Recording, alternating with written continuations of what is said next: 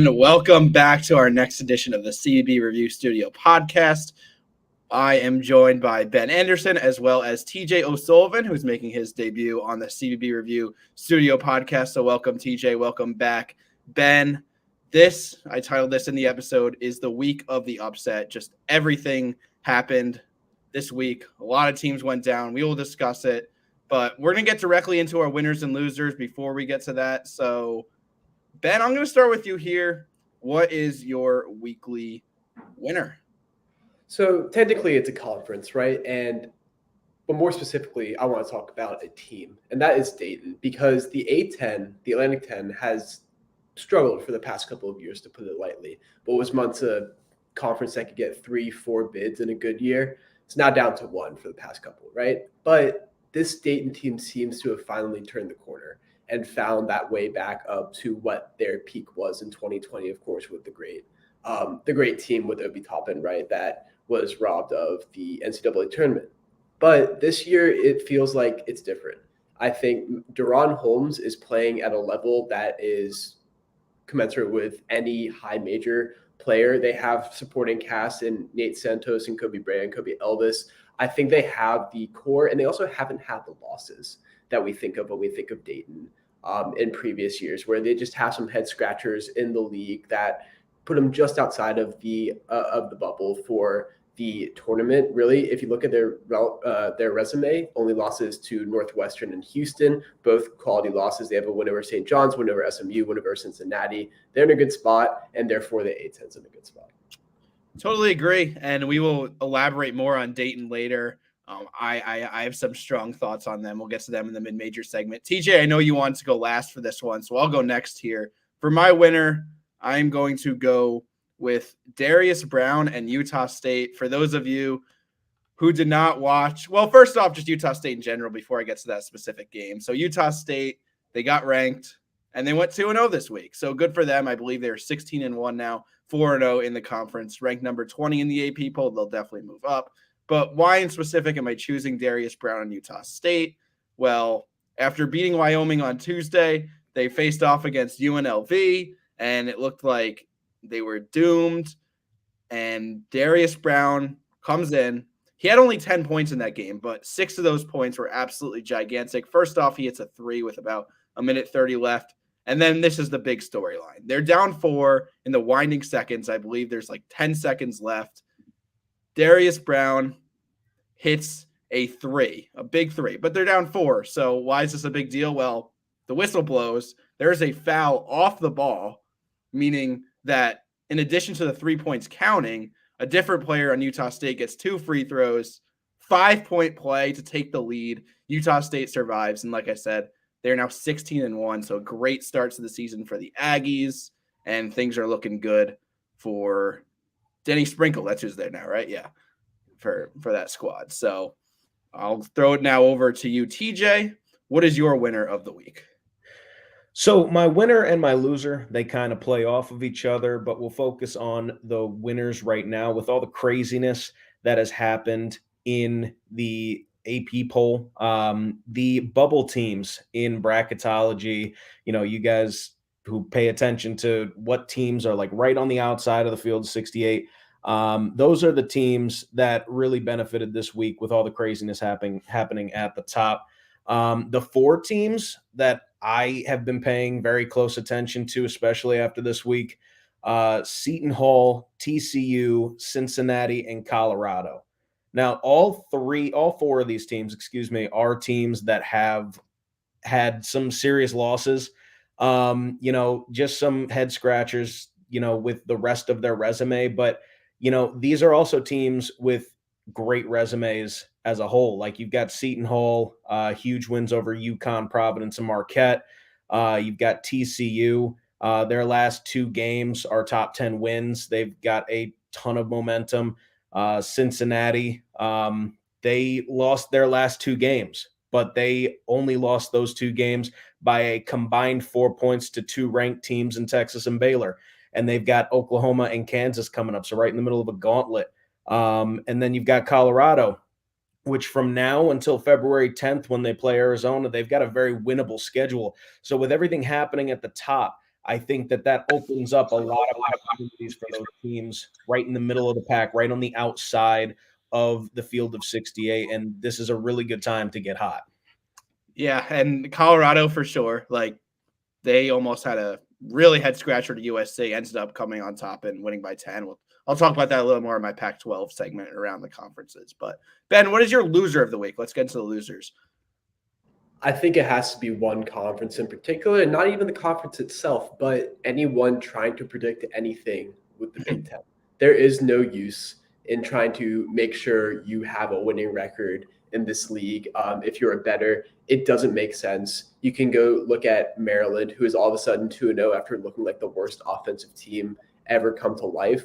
You can have Indiana, who's going to lose at Rutgers to give them their first Big Ten win, but still somehow be 4-2 in the conference. You can have the only undefeated team be not Purdue, but Wisconsin, a team that suddenly has the offensive firepower of like a 2019 level Gonzaga, right? Which is not something necessarily anyone expected. You can look at the only thing that I think is normal or predictable is Michigan losing on the road, probably, right? With Doug McDaniel's road game only suspension for the next 6 games, which is a little bit strange, but you never know what's going to happen with Juwan Howard. And that's, I think, encapsulates the conference as a whole. Anything can happen on any given night. And therefore, if you have Purdue or Nebraska beating Purdue and turning around and losing to Iowa on Friday, that's just another day in the Big Ten, I think. Yeah, I'm excited. I'm going to experience Wisconsin for myself this coming Friday, actually. I believe they're playing Indiana. So who knows what will happen there, like you said. So unpredictable. But for my weekly loser, I'm going to go a little more specific again here. But Baylor's TV camera angle. I don't know who's seen this, but Baylor, who had a brand new arena, played 2 big games this week. They hosted BYU and Cincinnati. They won both. But what is everybody talking about? Well, the fact that the camera looks like it's from the nosebleeds in section 515. Like, it is a bird's eye view, absolutely brutal, very effective to like take away from the game watching experience. Like, I just it's very distracting. It's not just like kind of bad. Like, it genuinely takes away from watching a very exciting team in Baylor when they're home. Like, I don't get what that camera angle was, but something's got to be fixed. I don't know what the deal is there, but just had to shine light on that issue. And then TJ, what is your loser of the week? This is what everybody's been talking about. So take us away. Just before I get to the obvious big loser of the week, I did want to say there was another game. The teams are escaping me right now. I was watching it yesterday. I want to say it was the Texas A&M game where there was a camera issue as well, but it was from the opposite. Like, there was a time when I think we were heading to a media timeout and the camera zoomed out and it was like it was looking right down the steps of one of the, and we're watching 2 people walking down to their seats. It was very weird to me. So that's funny that there were camera issues going on across the country yesterday. But my big loser of the week, the AP top 10, and I think everybody kind of saw that coming. The AP top 25 as a whole, 15 of the top 25 teams recorded losses this week. The top 10 in particular, like there was a time on Tuesday and Wednesday where I think 5 of the top 6 picked up losses in a 24-hour span. You look at Purdue losing to Nebraska, Houston lost twice, Kansas lost to UCF, and these are all unranked teams. These are all bad losses. And like I said, for those teams that are fighting on their way in, this is a great time to get hot because there's a lot of movement happening in the top 10 this week. There's probably going to be 5 teams or so that drop out of the top 10.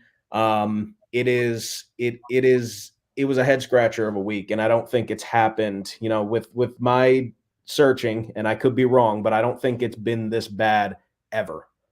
Yeah, I mean, it leads us to the question, which we'll get into in our next segment right now, which is who the heck is good anymore, right? Like you see on the screen, everybody lost this week. So You see some of the losses here. I'll throw it to you, Ben, in a second. You could talk about what you think was most significant or least significant in terms of you're not really worried about it. I'll throw it to you in a second, but man, it's a significant week. I don't have any direct statistics, but it's got to be one of the most notable weeks in terms of top teams losing. I think, in my opinion, the best teams in the country right now have to be the teams that did not lose this week in the top 10. It's got to be UConn and UNC.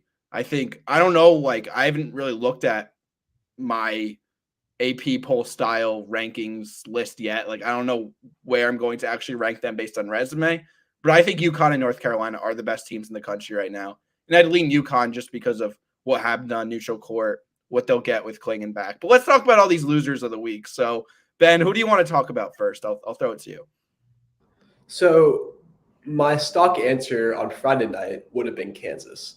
I think we've been pretty clear on this podcast, or at least I have been, that I'm not a huge believer in the Jayhawks simply because they don't have that fifth guy. And I'm very worried about that, especially when it comes to the tournament and they're playing back-to-back, 2 games in 3 days on these certain weekends. However, their performance against Oklahoma on Saturday sort of allayed some of my fears because I do think Johnny Furphy is the best fifth option on that team. And I'm kind of surprised it's taken this long for him to become that starter and see those minutes with the rest of the guys in the Jayhawks on the Jayhawks team. So my answer is not Kansas anymore. Instead, I think it's probably Houston. Now, this is not a time where I'm trying to dunk on Houston and say, oh, welcome to a real conference. Well, get ready to learn Big 12, right? All that.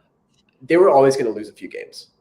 I'm not super worried that they lost these 2 games specifically. Iowa State is a tough place to play, and then TCU is a good team, right? They're very old, they're very experienced, sort of like Houston.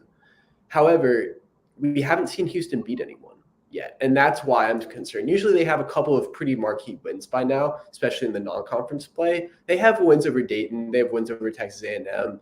Utah, if you want to call it that, although the Utes just lost to Stanford as well. I need to see something from the Cougars before I start believing in them as a true national championship contender. I think Houston is one of those teams that I would say that's totally where I'm at with them. They're good, right? They have an identity, so they're not going to completely fall off. They'll win 11. They'll win double-digit games in conference for sure. And the reason why is because they have an identity. They're really tough. They play great defense. They're not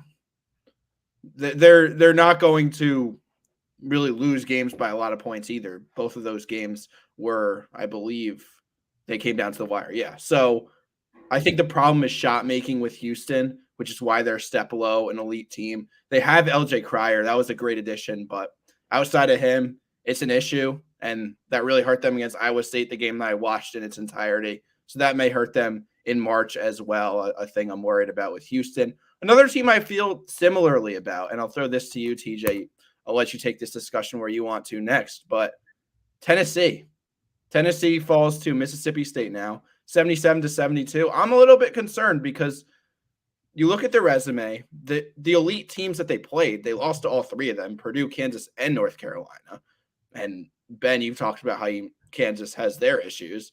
And then you look back and they haven't even been dominating the games that they've won necessarily. They almost lost at Georgia too, which is kind of something that concerns me as well. Georgia just did get stupid hot from 3, which is not something teams do a lot against Tennessee, but still, I think we look at the SEC. Kentucky is the class of the SEC right now. Even with Texas A&M beating them, and I could get to that later if you want me to, but I still think Kentucky's a class of the SEC. Maybe you could replace Tennessee with Auburn if you want a 2-team tier 1, or you could have a 3-team tier 1, but I'd have Tennessee third. And then TJ, what do you think? We've just said a lot, so you haven't talked in a while. I'll let you go. What do you want to talk about? Well, to kind of build off of Tennessee, Tennessee coming out of a really stacked Maui Invitational this year, I thought that they did an okay job in that field, and I thought that they were going to be a really nice team, and they've gone on to really impress a lot of people, myself included. It is a tough way to lose to a Mississippi State team. I'm not too concerned about Tennessee. You did touch on the team that I was concerned about, which was Kentucky, which they were on a 6-game winning streak, and then they lose to A&M. And granted, A&M is a team that's on the rise. They've been like right on the outside of the top 25 for a very long time. They've been in my my top 25 for the past couple of weeks, or right on the outside. But it is just a team that had all the momentum and then watched all of these losses happen. And then they, just to be blunt, they fumbled. They completely came up flat against Texas A&M, and that is shocking to me for a team looking to break their way into the top 3. I think they win against Texas A&M, and we're talking about them for the number 1 spot in the polls this week. But now they're probably going to drop down to at least 10. Ben, what do you think? We just gave our Kentucky takes. I'm not too concerned about them. The reason I am is I'm not is just I know they're not perfect, and they do have to shore things up on defense. But I think losing to A&M at A&M, a physical team with a lot of upside, isn't the end of the world. Ben, do you agree with TJ? Do you agree with me? Or are you more in the middle? What do you think? I ride with Kentucky generally this year. I think this team feels a little bit different than in the past, since about 2019, where Calipari has struggled in the tournament. I think the freshmen are better. I think the guards are back to what we expect Kentucky guards to be, which is really impressive. Yes, the defense has issues, but it's also a really tough SEC. Like Texas A&M was a preseason top 15 team. It's not like they don't have talented Wade Taylor and Henry Coleman and all that, right? So I'm not necessarily pressing the alarm button on Kentucky yet. Although I will say the ranking of 6th in the country was a bit lofty given their prior resume. So I'm still a buyer on Kentucky. I like them to maybe make the Final Four if they have the right bracket. But yeah, for now, I get where TJ is coming from, and I get his concern because it's a little bit tough to be in this situation where it's just such a tough league and you're going to lose these types of games, whether it's Auburn or Tennessee, or even a team like Alabama, Mississippi State, which we're going to cover. They're playing Kentucky later this week. There's a lot of ways for this to go poorly for Kentucky, but I generally believe in this team overall. One last thing I did want to say before we moved on, unless other people had something to say, is I want to talk about Arizona real quick, because I feel like they're skating by just because the Pac-12 is so devastatingly bad this year that no one really wants to talk about them until it almost feels like a Gonzaga type deal where no one really pays attention to Arizona unless they lose. And if they lose, it's not that big a deal because they're not going to lose that many games. However, they're 3-2 in conference, and this is probably the worst Pac-12 we've seen since you remember the year where Washington was the highest seed they had. It was like an 8 seed. It was terrible. I think this is the worst Pac-12 we've seen since then. But Arizona, I still think is pretty good, but they've lost a couple of clunkers, and I think they're going to lose a couple more, where it's just going to be sort of a head-scratching bottom line moment. And I do wonder if Arizona is going to come around and say they're like, 23-7 or 25-7, something like that. We might see them seeded a slot line or 2 lower than everyone expected, simply because they just don't have the wins. They haven't beaten anyone in the Pac-12. Some of their non-con wins aren't holding up. I wouldn't be surprised if that was the case later down the line. Yeah, TJ, you have anything to add there?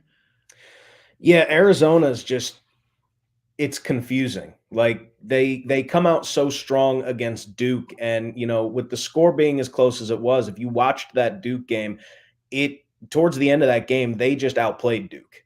And that's something to be said for anyone, especially at Duke. So when they then go on and drop 4 games, one of them to a Michigan State team that just really hasn't panned out thus far. They lose to Wisconsin team, which is, very hot and cold.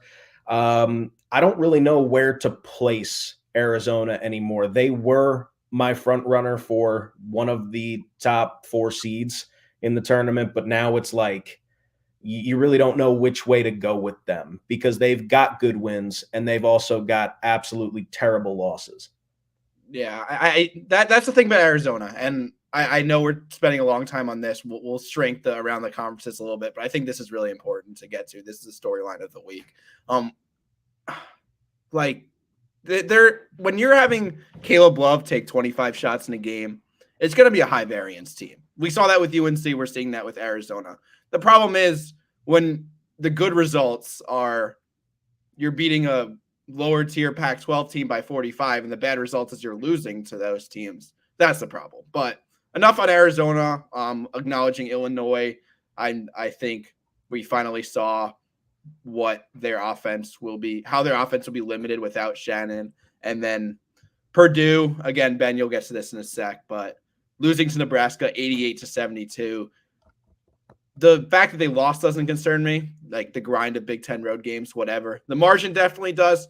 However, I think they'll be fine. They are usually a good 3-point defense team.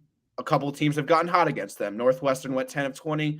They beat them. Nebraska went 14 of 23. They beat them. In general, I think Purdue is fine. People just love to hate on Purdue and whatever. But let's get into around the conferences. So again, we'll abbreviate this segment a little bit. We'll just go a little quicker because we went longer on this part. But Ben, we'll start with you. Big 10 takeaways from the week. Yeah, you mentioned Purdue and Nebraska. The Cornhuskers just hit the most insane shots from three for a lot of this game. There are things to be concerned about for Purdue, of course, but I think this is more of an aberration than anything else. I don't expect the Boilermakers to give up 90 a night, right, moving forward in the Big Ten. However, the one thing that I am concerned about with Purdue is that you seem to be able to beat them in the exact same manner that they got beat last year, right? If you make threes and you can, and Purdue doesn't make threes, and you can force Purdue to turn the ball over, which is exactly what Fairleigh Dickinson did last year, you're probably going to win this against this year's team as well. I think they are better this year. Braden Smith, in particular, has taken a strong leap, which I was very impressed by over the course of the year. But that's something that concerns linger in the back of my mind. Wisconsin's really good, like I mentioned before. They went on the road and beat Ohio State, that's an analytics darling. I don't get the love for the Buckeyes. They haven't really done much to impress me. It sort of feels like a classic Chris Holtmann team that's going to go out in the first round yet again. It doesn't really move me in terms of that, but it's a good win. It's a road win. The Badgers are playing the best basketball in the Big Ten probably right now.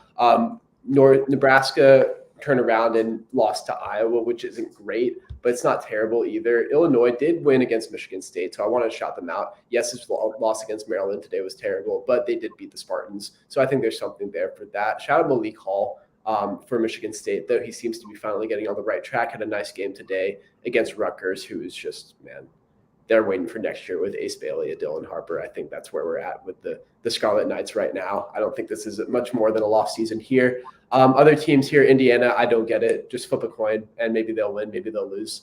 I'm still not sure what to make of the Hoosiers here, but I don't really love them as a tournament team. I think this is more like a first four type deal here. And then last thing, shout out to Minnesota. They're paying above 500 in conference. They haven't looked outrageously impressive, and they haven't beat necessarily the top of the league, but that's still a step forward for Ben Johnson, and he's doing it with local talent, which I think is really cool, and I wanted to shout that out as well for the Golden Gophers. Cool. And then moving on to the ACC, where we'll go to TJ. So talk about the North Carolina teams just having a season and a half. I mean, those are the top four teams that sit at the top of the standings for the ACC. North Carolina, Duke, Wake Forest, and NC State 1 through 4. I will touch briefly on all of these teams and sort of give you the teams to look out for, but I really think that this is a this is a great year for the North Carolina Duke rivalry. It's going to be one of these two teams. North Carolina was my pick preseason to win the national championship, and so far they're proving me right. These are two teams that North Carolina, when you've got a guy like Baycott playing as well as he is, and RJ Davis taking. You didn't think the guy could take a huge step in the right direction, but he has, and he at times just seems unguardable. And then you go over to Duke, and something that I mentioned to a buddy of mine watching the Duke game was you've got Filipowski, who's one of the best players in the nation. You've got Jared McCain, who's playing really well. He's front runner for ACC Freshman of the Year right now. And then you've got Jeremy Roach, who's your fifth-year senior, and he is at times the fourth scoring option on that team. Like, so North Carolina and Duke, just absolutely scary teams this year. Florida State having a surprising run at it. I just wanted to give them a shout out. Two teams to watch out for that nobody's paying any attention to. Georgia Tech and Syracuse. I know that Georgia Tech is sitting at the bottom of the conference right now. They're 1-4, tied with Louisville, Pitt, and BC. But Georgia Tech has a ton of overseas recruits this year. Nathan George being one of them, and Nathan George is just one of those players that really distributes the ball well. This Damon Stoudemire-led team has a lot of promising features to it. They just haven't really been able to figure anything out, but I wouldn't be surprised if they get hot. So keep an eye on them. And then Syracuse, they are a consistent shot maker away from being your dark horse to win the ACC. And I don't think it's Chris Bell. I don't think it's Justin Taylor. So someone needs to step up, preferably in the backcourt. JJ Starling making some strides, Judah Mintz having a rough couple of games, but just keep an eye on those two teams. At the end of the day, they probably won't be in contention. Like I said, I do think it's a North Carolina Duke year, but it is an exciting year in the ACC. Teams really showing out that you wouldn't expect on a yearly basis. I'm glad Dan, you didn't. Dan, do you want to say something about Virginia, or should I? You could go. I was about to say I'm glad you didn't mention it, but Ben, I'll give you like 30 seconds to rant. We had a week to prepare for Wake Forest and did the exact same thing offensively that we've done all season, which is take long twos and not take any threes at all. Nothing looks correct, and the defense falls apart in the second half. It's a bad watch. Listen to it on the radio on the way down to Charlottesville. It's real bad right now, I think. Oof. Yeah, I was out going to my own basketball, and I went to a hockey game. Like I'm glad I did anything but watch UVA basketball on TV. But anyway, we move on to the Big East, where just find that. There we go. The Big East, where it's UConn's conference to lose still. They're arguably the best team in the country, and like I keep saying, they've been doing it recently without Klingon. Get Klingon back, that'll be huge. But Seton Hall is right there with them. Matt's talked about this also. They are 5-1. They won at Butler and at Georgetown this week, so nothing like to write home about, but 2 road wins in conference for Seton Hall, a team that is susceptible to bad losses, or at least was in the non-conference. That is pretty encouraging. I think we do need to start talking about Marquette and whether we were just simply wrong about them. Ben, I know you're on this train that we were just completely off and we overrated them. They are 2-3 in conference now. They added a loss to Butler this week. I think Tyler Kolek is a great player, but he can't be the only guy that is creating shots on that team as a distributor. Like, this is a team, I think they take good shots. I think their shot selection is good. I don't think their shot making is necessarily great. And we saw Kadari Richmond completely take advantage of their lack of rim protection. Like, they don't have the length to really contest shots the way maybe other teams in the like St. John's, for example, in the Big East, if we want to stick with that conference. That's a really good rim protection team. And why? I believe St. John's and Seton Hall actually play each other. So I guess you kind of know where I'm headed with my game pick there. But why would they be like they're able to protect the rim better and they have more length. That's where Marquette struggles. They have a big game against Villanova tomorrow, MLK Day, play in the afternoon. That'll be a fun watch. And then one more stock up, stock down in the Big East. Stock up Xavier. They played UConn really well, and then they won by 20 at Providence. Stock down probably Providence, because after they started Big East play 2-0, they've lost their last 4. So a little bit of struggles there in Friarland, but as to, I guess, kind of be expected in year 1, right? I don't know, but that's the state of the Big East. Let's go to the Big 12, where we'll send it back to Ben. Yeah, I am looking up and down the conference standings, and theoretically, there are 12 teams that can make the tournament at this point. Now, I'm not saying that there's going to be a 12-bid league here, right? But theoretically, 12 teams are still alive. Sorry to West Virginia and Oklahoma State, who West Virginia I don't even think is that bad. They just have 10 losses. Like, you're not making it. And then Best Oklahoma State is team in the country. Yeah, and then Oklahoma State's just not good this year. But UCF, shout out. Everyone was making jokes. Oh, UCF's going to be the clear worst team in the conference. The Big 12 finally has a bottom, all that, right? They go out and get smacked their first game by Kansas State by like 25. Come back, beat Kansas. That was a great atmosphere. I think that UCF can succeed in the Big 12 with the right set of players. I don't think that this is near the ideal roster that Johnny Dawkins has, but I think that it's a place that people can succeed. However, let's talk about Texas, man. I don't think they're any good. I'm a little worried about what they look like against the top of the league. They went 1-1 this week, had to survive against Cincinnati on a Max Asmus buzzer beater, and then went and lost to West Virginia. As Dan said, best 10 loss team in the country, probably by a mile. But that is not great for their prospects against, like I said, the top of the league. Some other notable games. Texas Tech is still undefeated in conference play. Quite impressive, in my opinion, what Grant McCasland has done here in the year 1 of the Red Raiders. So I wanted to shout them out here. Pulled out a tough one against Kansas State, 60-59. They joined Baylor as the only remaining undefeated team in the conference. Baylor beating BYU at home. That was a good win as well for the Bears. They also survived against Cincy, which is important. Cincinnati's pretty good. They went 0-2 this week, but I don't think you should discount them, like TJ mentioned earlier in the podcast. One last thing here. BYU, I think, is pretty strong still. They're not like the top 8 team in the country, like the net or, some of the predictive metrics say they are, but they're still dangerous. I think they can compete for, that 4 to 6 range in the Big 12. That would not shock me in the least.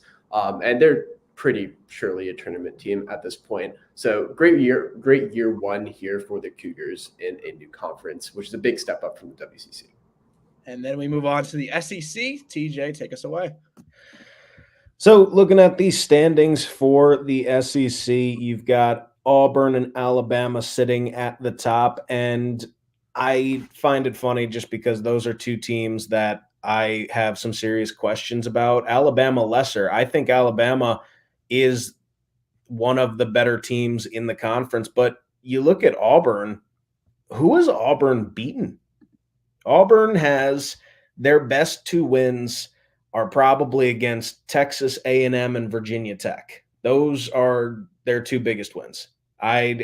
Arkansas, LSU towards the bottom of the SEC. You've got Notre Dame towards the bottom of the ACC. The one real name that they've faced this year is Baylor, and they lost by 6. First game of the season, like not trying to take anything away from Auburn, but as we move closer into further, I should say, into the conference schedule, their next 3 games, Vanderbilt, Ole Miss, and Alabama. And I think that that's going to answer a ton of questions about Auburn. Just to clarify, not hating on Auburn. I just don't exactly know who they've faced. So it's, they have some questions to answer. Moving on towards the bottom. I mean, the best 2 teams, obviously, are Kentucky and Tennessee. I know I did a lot of Kentucky hating earlier, but Kentucky, I do see them as the front runners to win this conference. Towards the bottom, I was very surprised with Arkansas. And I am surprised with Texas A&M, with Arkansas not having a conference win yet. They had a nice start to the season, and then Texas A&M, nice win over Kentucky. They dropped their first 2 games of conference play. Be on the lookout for Texas A&M to move their way up. I think that they are a lot better than what their record shows, but at the same time, they do have to show it. LSU, Florida, Georgia, I just haven't seen anything that has really given me a reason to believe. As harsh as that is, they are 3 teams middle of the pack. I don't think you're going to see any magic in March from any of those 3 teams. I think this is between Kentucky, Tennessee, and Alabama if this season were to end today. Okay, so I had that top tier as Kentucky, Tennessee, Auburn in a different order: Kentucky, Auburn, Tennessee. But I actually agree with your case. I would throw Alabama in there potentially at third. But now we got the 2 conferences out west that we do in this segment. So we'll start with the Pac-12, and my takeaways with this, well, it's time to start respecting Oregon. We did it a little bit on the last episode. I'm going fully in on it this episode. They're now 13-3, 5-0. They are the story of the Pac-12 right now. It is not Arizona. And why am I so high on them? Not just because they have a pretty good record right now, but they've done a lot of this pretty much the entire year, minus the first game, without N'Faly Dante, who's probably their best player. And he returned. He had played 17 minutes, got 8 points in a win over Cal. So they're going to start to bring him back into the rotation fully. That'll be huge for Oregon. Look out for them once again. Los Angeles schools continuing their demise. UCLA lost to Utah. Did you guys see the score? 90-44. And it was that much of a margin, I think, at halftime. It was They're down 50. UCLA, man. What are we doing here? They're now 6-10. 6-10 for a Mick Cronin team. How about that? USC somehow is up 37-24. They did not have Isaiah Collier. They did not have Boogie Ellis. They did not have Joshua Morgan. And all of a sudden, they're up 13 at half to Colorado. Colorado then gets everything together and wins by 10. Bronny James has just not been doing anything. Don't need to elaborate on him too much because the storylines are more based off of, casual, who his dad is and all that. But he's not really been a main contributor for them, at least in terms of production. And then Arizona State suffers their first conference loss, 4-1. Still a team to monitor, not a team that's done too much, but 4-1 in conference, worth a mention. For the Mountain West, takeaways in this conference. Now, Matt said last week there's a clear top half, bottom half dynamic. I think UNLV might actually be that exception in the middle tier. They beat New Mexico by double digits this week. They should have beat Utah State. They did not, obviously. I talked about that in my winner for Utah State. But remember, this team smacked Creighton in the beginning of the year. So UNLV is a team that could beat the teams in the top tier. Won't be probably a tournament team, but worth a mention. And it remains a dynamic where you could take any of those teams in the top tier, the Utah States, the San Diego States, Boise State, Nevada, New Mexico, Colorado State, any of those teams against any of those 2 teams against each other, it's probably a good matchup. It's probably happening at 10:30, 11 o'clock when nothing else is on. So it's definitely worth watching. That said, someone has to lose those games right now, and it's Colorado State that's doing it. They're 1-2 on the unfortunate end of it. So rest in peace to their AP poll respect, most likely. Really impressive win by Boise State over Nevada, who Nevada had been doing nothing wrong, but Boise State, that team could defend. So kudos to them. And then finally, it's still, like I said, Utah State, they're standing strong, 16-1, 4-0. So that's the Mountain West. We'll stay out west here because I want to discuss a conference that last year was kind of getting equal attention to the Mountain West, and now this year it's gone downhill. But maybe the West Coast Conference, which is what I'm talking about, this could just simply be more interesting. It's more than a 2-horse race now. The 2 horses are more than Gonzaga and St. Mary's. Neither of them are nearly as good as last year. I mean, Gonzaga, they somehow were still ranked. They lost on the road to Santa Clara, which, by the way, electric. Court storming. Love that. But I'm inclined to say Santa Clara was the better team that night. So this conference is wide open. St. Mary's is 4-0. They lead the way, but they had some bad non-con losses.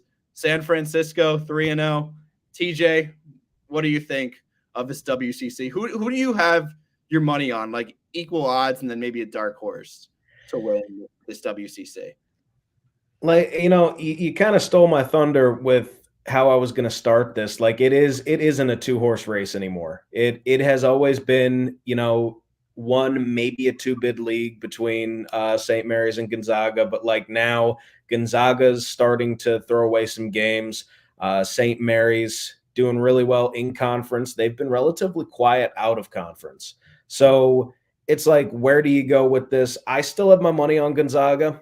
I think that they will figure it out. I know that they have dropped some serious games, and I gave them the benefit of the doubt for way too long in my CBB rankings. But you look at what this team has. They've got all five of their starters scoring in double digits. Graham Ike is incredibly physical down low. Ryan Nemhard being that glue to distribute the ball. Anton Watson having a great year. I think that this team they're capable. The one takeaway I had from them when I was covering Syracuse at the Maui Invitational, the one takeaway I had was they were extremely fast.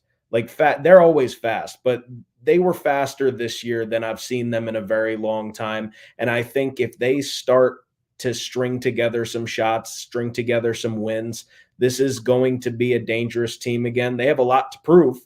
But I think that from a physicality standpoint and from a speed standpoint, I still have Gonzaga. But teams to watch in the conference, you already mentioned Santa Clara. I think that those top four, those are really, it is a four-way race right now. San Francisco being another team to keep your eye on. They're doing everything that they're supposed to do. So it's an interesting race. It is an interesting it's an interesting year. Yeah, absolutely. I think that sometimes it's not as simple as head to head, but sometimes it is. And at this point in the season, I don't see why you wouldn't pick St. Mary's. Santa Clara just beat Gonzaga.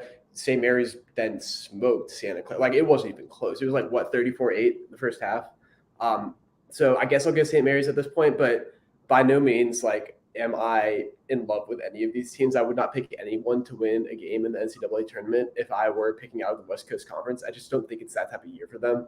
I think that you really are pushing your luck if you're Gonzaga or St. Mary's and you want an at-large bid. I just don't think that's realistic at this point, unless Gonzaga beats Kentucky, right, in February. I guess I'll go St. Mary's. I'm not happy about it, but that's where we are in the West Coast Conference, I think. Yeah, St. Mary's. The reason their analytic rating is so high is because they're beating horrible teams by 50 instead of 30, the old Aiden Mahaney effect. But I think this defense is elite. They haven't given up 80 all year.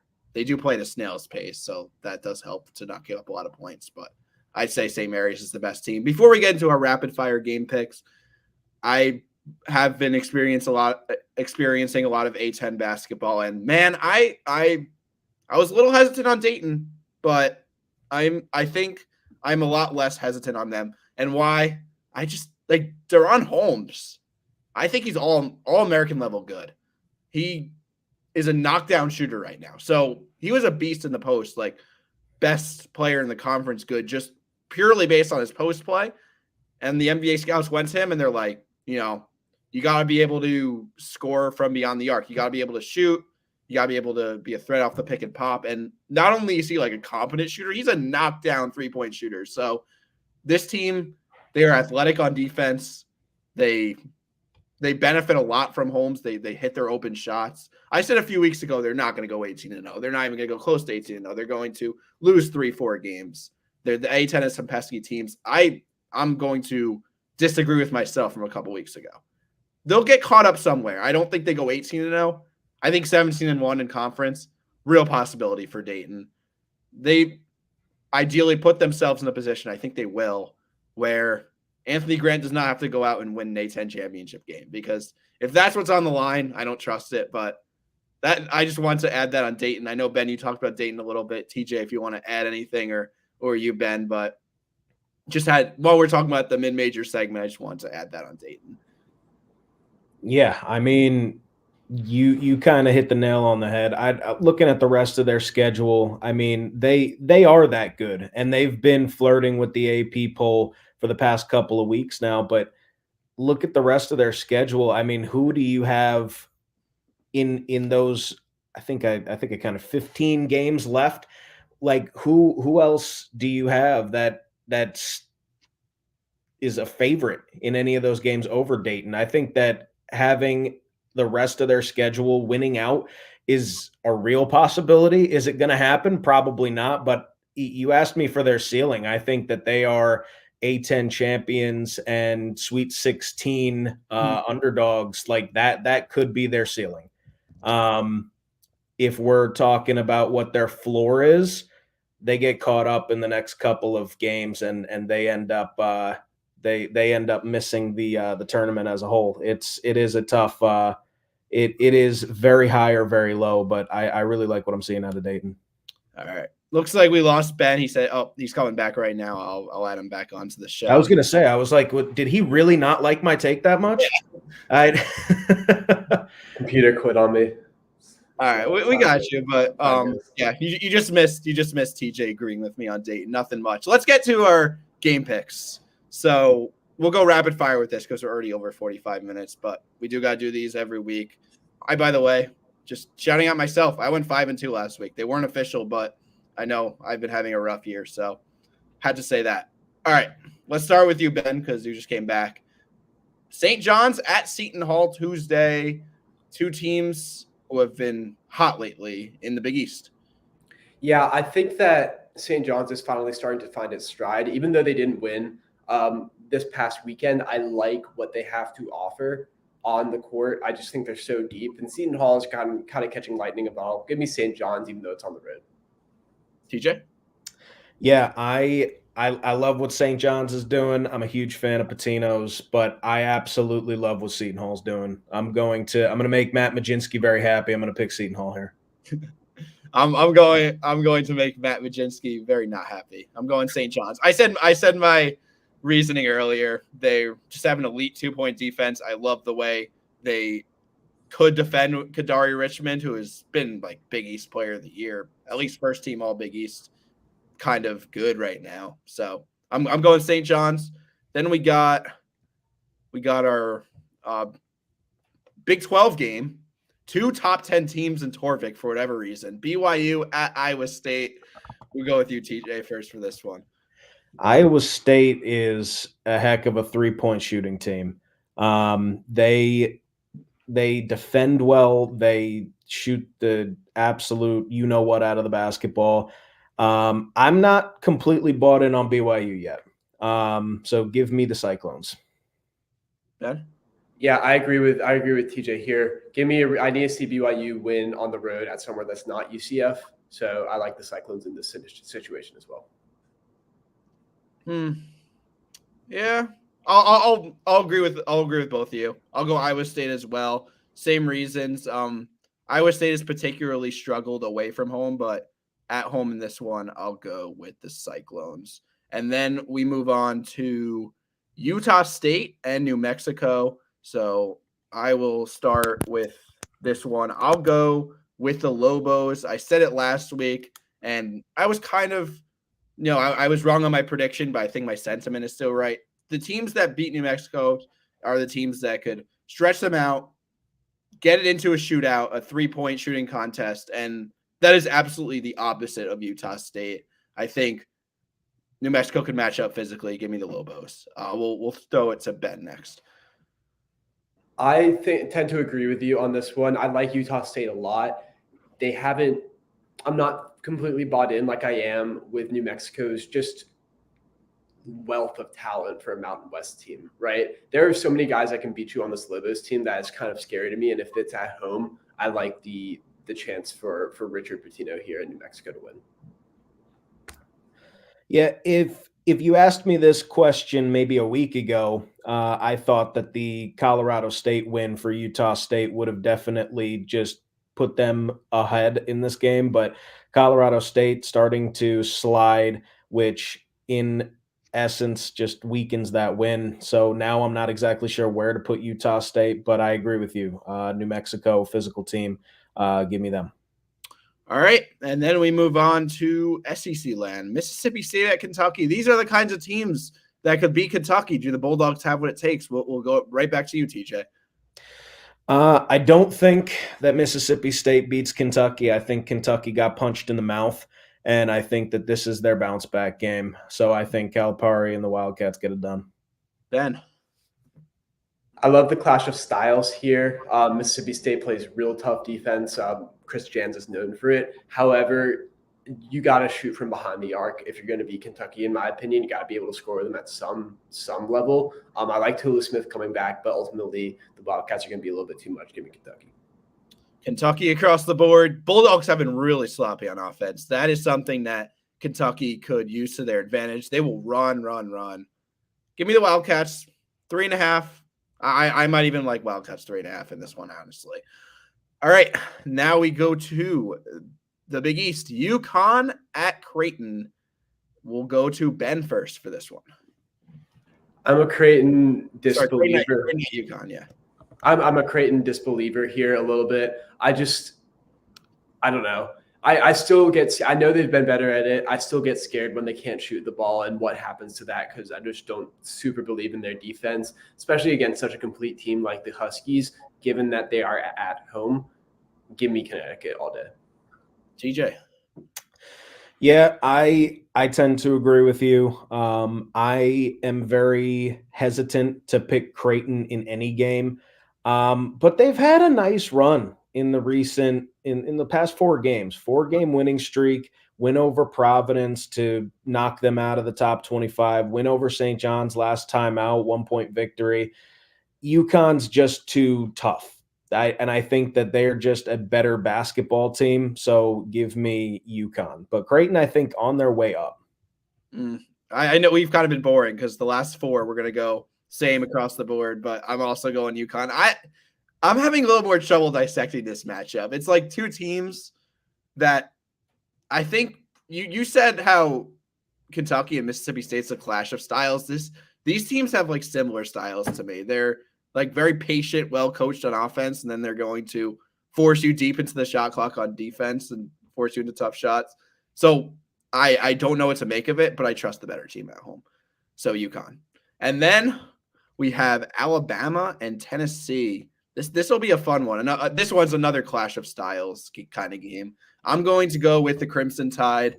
Tennessee's defense, for whatever reason, has been a little shaky lately. And Alabama, I think they could really exploit that. So I'm not saying Alabama blows them out. Like Tennessee is probably going to be favored, but I wouldn't be surprised to see Alabama like do that in maybe a best case scenario. We'll go to Ben next. We're going to disagree here.